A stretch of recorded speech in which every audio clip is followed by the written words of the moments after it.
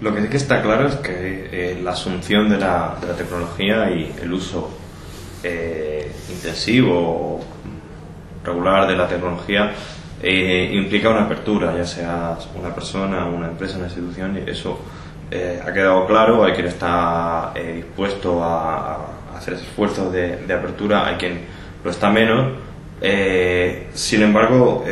esa apertura es prácticamente obligatoria cuando hablamos de redes sociales. Precisamente de apertura y de innovación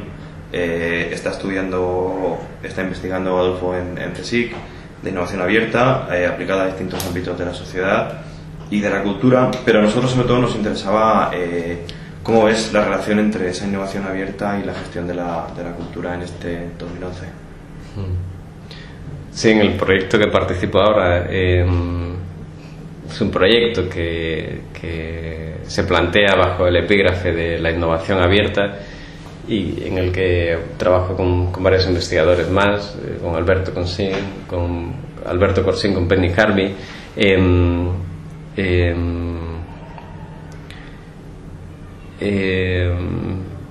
Bueno, ahí surge porque el concepto de la figura de la innovación abierta ha cobrado gran relevancia en los últimos años en distintos ámbitos, tanto en el ámbito de la organización económica como en el ámbito de la organización de comunidades digitales en Internet,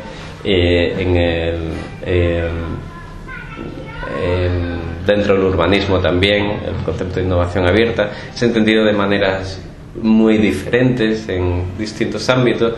Y más que una definición normativa, quizá uno de los aspectos interesantes es indagar en de qué forma se entiende la innovación abierta en esos distintos contextos, por un lado, pero en otro sentido esta idea de apertura, lo interesante quizá es cuestionarnos siempre qué es lo que se abre en cada momento y quién lo abre y qué es lo que se cierra en muchas de esas circunstancias, porque da la impresión de que siempre que abres algo es algo que estaba cerrado y en muchas ocasiones no todos tenemos las atribuciones para abrir. Es decir, tú mencionas por ejemplo quién abre.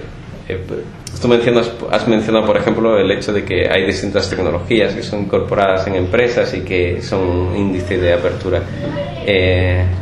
Por ejemplo, esta semana se conocía el intento del Consejo de Radio y Televisión Española por abrir el sistema de redacción de noticias de los periodistas a el Consejo de Radio y Televisión Española. Es decir, es muy fácil interpretar que eso es una apertura del proceso de elaboración de las noticias, cuando en realidad no es otra cosa que un mecanismo de censura. Entonces, en muchas ocasiones, quién abre y qué es lo que abre, bueno, puede ser positivo o negativo en función de las circunstancias y del contexto específico. Pero volviendo a la noción de apertura y recuperando parte del trabajo y de la innovación abierta y de la cultura libre, recuperando parte del trabajo que hemos hecho el año pasado en torno a Media Lab Prado, que es un centro crítico que trabaja en la intersección del arte, la ciencia, la tecnología y la sociedad. Ellos se definen explícitamente muy próximos a la innovación abierta, a la cultura libre, y hay un permanente proceso de reflexión y de cuestionamiento de qué significa, qué implicaciones tiene la incorporación de la cultura abierta a la gestión cultural y a la producción de la cultura. En su caso, esto pasa por huir de los modelos expositivos y pensar en un modelo de producción cultural participativo, que en este caso pues implica la organización de talleres en los cuales la producción de prototipos es el elemento central y donde lo relevante de estos prototipos no es el artefacto final que resulta, sino todo el proceso previo de aprendizaje, de negociación de proyectos y de documentación que permite después replicar pues estos proyectos en otros lugares, ¿no? El caso es que aquí hay toda una serie de prácticas que alimentan esa noción de innovación abierta, de cultura libre,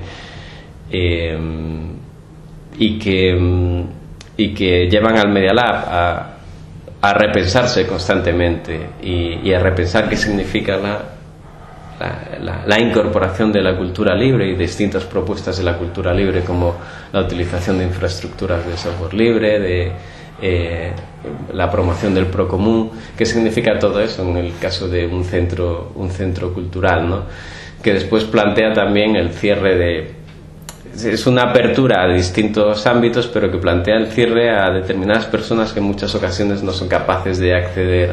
al Media Lab porque resulta críptico, porque resulta complicado, pero desde luego la propuesta de apertura en ellos es muy clara y pasa por toda una serie de prácticas muy diferentes. Una de ellas es, por ejemplo, la hospitalidad, ¿no? El abrirse pasa por algo tan sencillo como ser hospitalario y desplegar toda una serie de prácticas,